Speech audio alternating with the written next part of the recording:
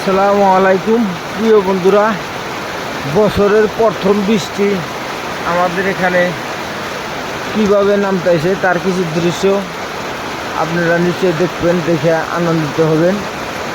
তা আমি সেই দৃশ্য দেখাইতেছি। দেখেন কিভাবে বছরের পয়লা বৃষ্টি নামতেছে। তে আমি সেই বৃষ্টিগুলা কিভাবে পড়তেছে আমি আপনাদের দেখাইতেছি। দেখেন